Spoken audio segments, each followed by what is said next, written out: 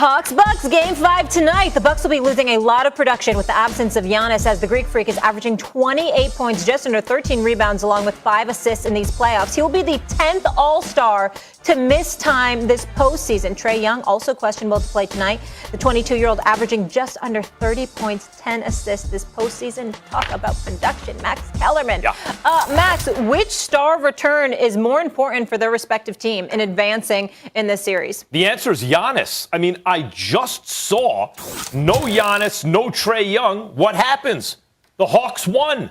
The Hawks won because Lou Will can do an impersonation of Trae Young. He's a real good scorer, and he was even dishing some assists because Bogdanovich can play, because they have guys. Herter can play, and they have guys who are stepping up. That is not what, look, the Bucks were supposed to have the third and fourth best player in this series. Giannis and Trae Young are the two best, and the third and fourth best player were supposed to be Middleton and Drew Holiday. That has not always been the case. The reason, Stephen A., they're not perennial all-stars is because they're not usually great. They are sometimes great. They're usually good, sometimes great. And without Giannis, those two especially need to step up. But what happened? Middleton drops 38, looks like MJ one game, and the next night Cam Reddish shuts him down? Can't happen. But it's what happened. Giannis, Stephen A., could have just won his third MVP. The only reason he didn't, because he put up the same numbers he did in back-to-back seasons when he won MVP, is because got a little fatigue giving him back-to-back awards, and we also what happened in the postseason. And that kind of got held against him, because he had the same season 3 years in a row. He is normally a more effective player even than Trae Young, and that's saying a lot.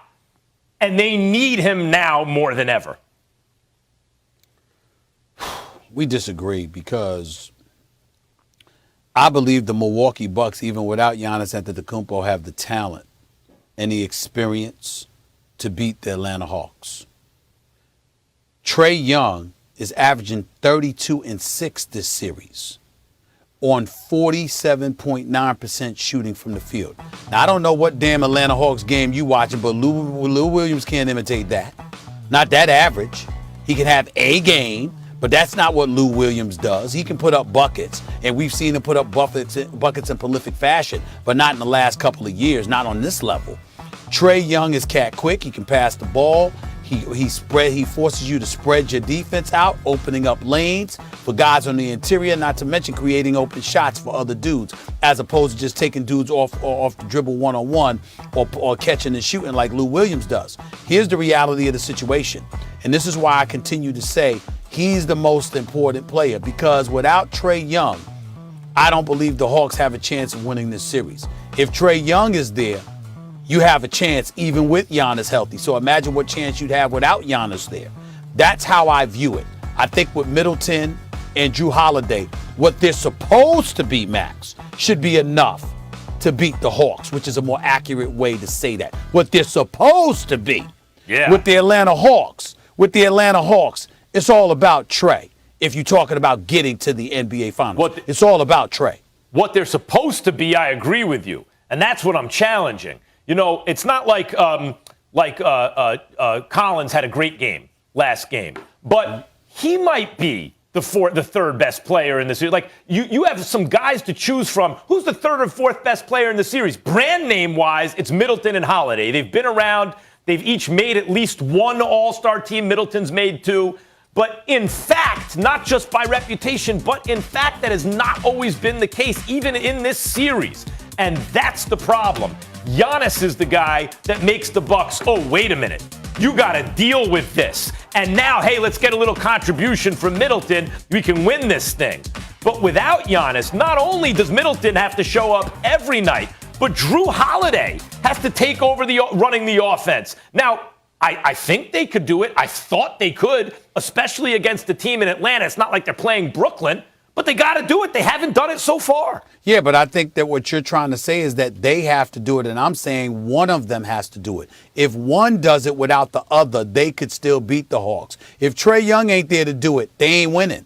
They're not winning. I think your argument would be... That's what I'm saying. I think your argument would be a lot more persuasive, and I might have even agreed with it had I not just seen it in Game 4. Well, you got to remember. Well, you got to remember, it's a couple of things that happen, right?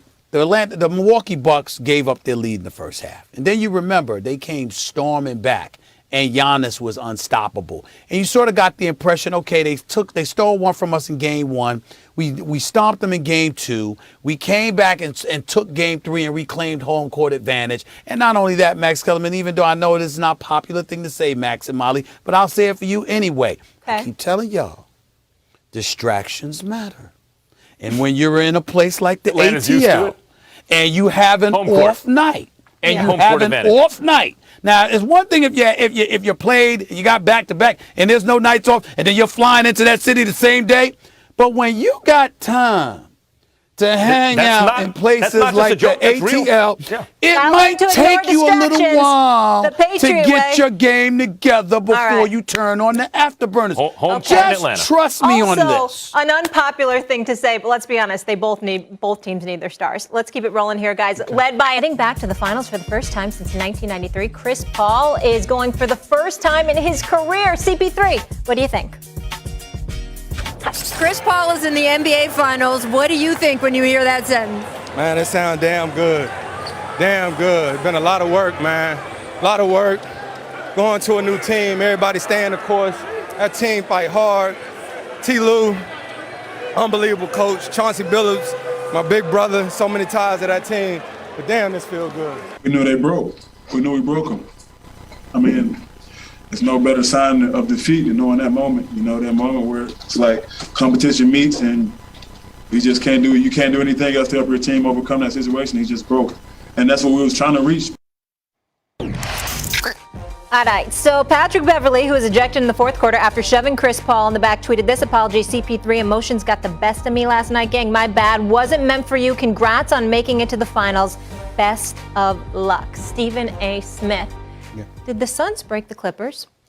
Well, they clearly broke the Clippers, and it's sad for me to say it's rare that I'm critical of Patrick Beverley because I love the kid. I know him. I know his family, but that was real Bush League, what he did, and I was really, really happy to see him go out on Twitter and apologize for what he did. That was completely uncalled for. It warrants a suspension and definitely a dock and pay. There is no question about that. That's something that was excessive and completely unnecessary for him to do. Because you never know what could have been the physical repercussions from just a push. If Chris Paul had landed wrong way or anything like that, you just never know. No excuse. Whiplash, that too. There's no excuse for that whatsoever. And so I was really happy to see him do it. He's better than that. Patrick Beverley's better than that. He's a professional pest, but he's intense. He works hard and he goes after it. And he could be on my team any day of the week. But I was pretty ashamed of what I saw from him last night. There was no excuse for that. So it's good to see him apologize because he's a much better person than that. I can tell you, as somebody who knows him personally, I can tell you that. Having said all of that, they clearly broke him. They clearly broke him because after, being up 3-1 and then losing to the Clippers in Game 5, they stepped in the Staples Center on their home court, and everything the Clippers gave them last night, Phoenix Suns had an answer for, primarily CP3. Little Devin Booker sprinkled in there as well, and Crowder hitting a couple of threes early and what have you. That definitely contributed, but in the end, it was the greatness of CP3 who reminded them there's levels to this. And apparently the Clippers still have a few dudes that ain't on that level. And that's what happened last night. And so when you're losing, and you're losing in convincing fashion, if it were a nail biter down the stretch and stuff happened, that would be different. But when somebody is busting your living, like CP3 was doing to all of them last night, and just answering everything they threw at them, hey, that's what happens, and that's what it did. I know CP3 definitely did an acting job because DeMarcus Cousins did not connect with the elbow. But what DeMarcus Cousins missed is that the camera caught his intent. He clearly tried to hit him with the elbow and just missed. And so CP3 did a great acting job and compromised the Clippers in that regard as well.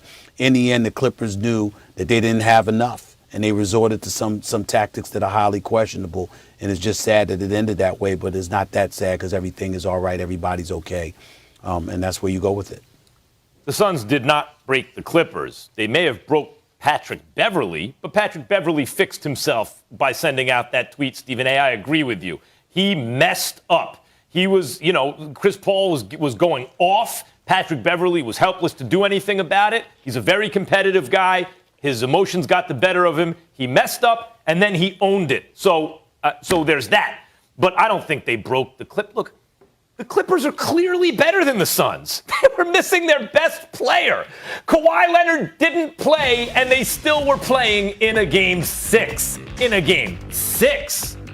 And by the way, that was with the Suns. They won those 2 games at home without Chris Paul by the skin of their teeth. They were lucky to get 2 home wins by 1 possession when the other team didn't have their best player. Come on. That's not getting broken. That's actually showing you that the Clippers are better than the Suns. They just weren't. If you take the best player off of any team, usually even the second best player, they can't win. Of course not, especially in a team that was constructed top-heavy. And all the best teams are constructed top-heavy. Any team that can get their hands on an MVP caliber max contract player does. And any team that can get 2 of them, they do that too. And if one of them isn't there, AD, James Harden, Kyrie Irving, we've seen it throughout these playoffs. If one of them isn't there, that team's not going to win, period. It was a valiant effort by KD to get to a game 7.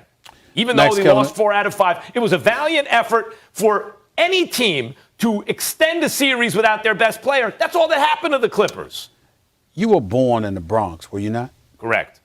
Bronx, New York, right? That's right. Albert Einstein Hospital. So was I, raised in Hollis, Queens, New York. I was born in Harlem Hospital, by the way. But here's the deal, Max Kellerman. Sometimes you open your mouth, and I wonder if you have ever picked up a basketball and played in the park. I really do. I find myself scratching my head. Have you ever physically competed on any level in anything?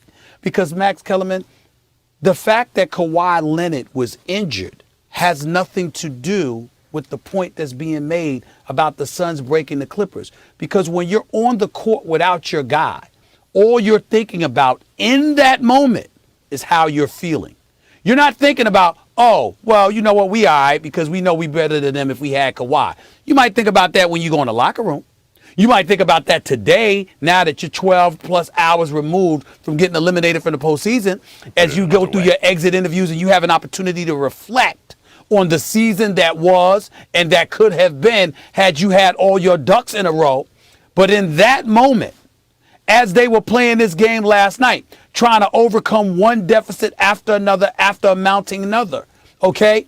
You're not thinking about, oh, well, we're supposed to be in this position because Kawhi Leonard is here. But Kawhi Leonard isn't here. You're thinking about the fact that these brothers are giving it to you. And there's little to nothing that you seem capable of doing about it at that moment. Fine, but let's do it another way. Okay, let's say this we are with another way. I mean, can you at least can you at least concede that what I just said is right? I'm addressing it right now. Go ahead. So the Atlanta Hawks are a team with a lot of fight in them. I think it's safe to say, it's fair to say, the Atlanta Hawks now are a team with a lot of fight in them. Just because their best player isn't there in Trae Young, they don't just fold, okay, let's go home. They play through it, and they actually got to win. Now, it's at home. You're right. They had certain advantages you brought up earlier, but they did it without Trae Young. Now, if Trae Young, for whatever reason, never came back to this series, but Giannis did. Let's say Giannis was playing in Game 5, and the Hawks lost in 6 games, and they didn't have Trae Young. Would we be saying the Bucks broke the Hawks? Or would we give credit to the Hawks? Hold on. Do we give credit to the Hawks for winning a couple games without Trae Young? Do I get to answer that, or are those rhetorical questions? Because I have the answer. Well, the Clippers just did that. Aren't you going to credit them for winning 2 games against a team they didn't have their best player? We're not. That's not the question. When the question was, did they break the Clippers? In other words, if you're the Clippers, how are you feeling at that particular moment? What are you going through? We're not taking any credit away from the fact that the Clippers advanced to the conference finals for the first time in their 51-year history, that they've gone farther than any other Clippers franchise has ever gone. We're not ignoring the fact that Kawhi Leonard was hurt because we know if he was healthy, they'd probably be the ones heading to the finals instead of Phoenix. We concede all of that, but the point is, if you're the Los Angeles Clippers on the court, then we got to take into account, Max, the personalities. A Trae Young, a John Collins, a Danilo Gallinari, a Lou Williams, a Kevin Huerter.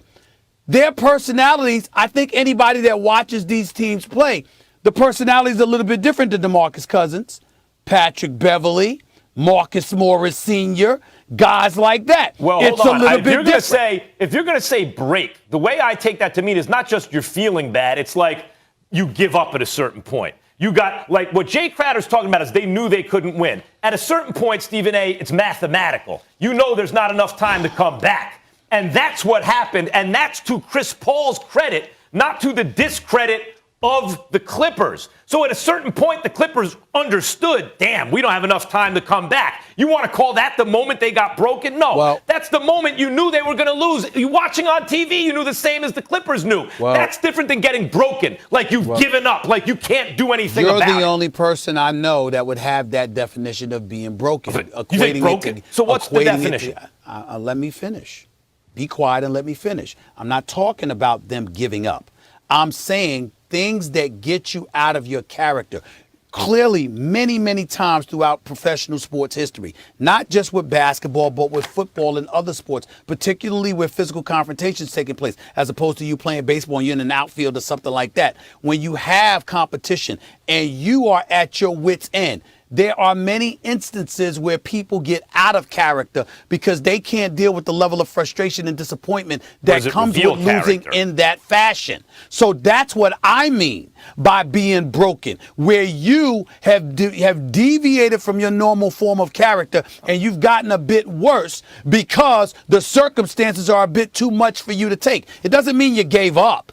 It means that, unfortunately, you're conceding and succumbing to reality. And I'm saying to you, Patrick Beverley showed it physically, but mentally and emotionally, if you're watching this game unfold, particularly as Chris Paul just closed the deal on them last night, they were all getting a bit out of character because that's what they are. Atlanta's not like that. Atlanta's built a little bit differently. Their mental makeup is a little bit different. The Clippers, who pride themselves on being rough riders, overcoming one piece of odd after another, 0-2 deficits in the previous two series, you understand, got guys on their team that are known for being a bit truculent, are known for being a bit acerbic and really coming at you in different ways than just playing the game. Yeah. They had to succumb to Chris Paul and the younger Phoenix Suns last night, and it was a little bit much for them to take. Guys, before we go to break, I just want to give you this note because we're talking about teams with a lot of fight. At the beginning of the season, the Suns had the 13th best odds to make it to a title. The Hawks, the 18th best odds. Unbelievable when you think about it. Nobody picking either team. We'll keep it going here. Still to come on First Take, Stephen A's response to another wild week in the media from Scottie Pippen. Shots fired at Phil Jackson and a not-so-subtle dig at MJ.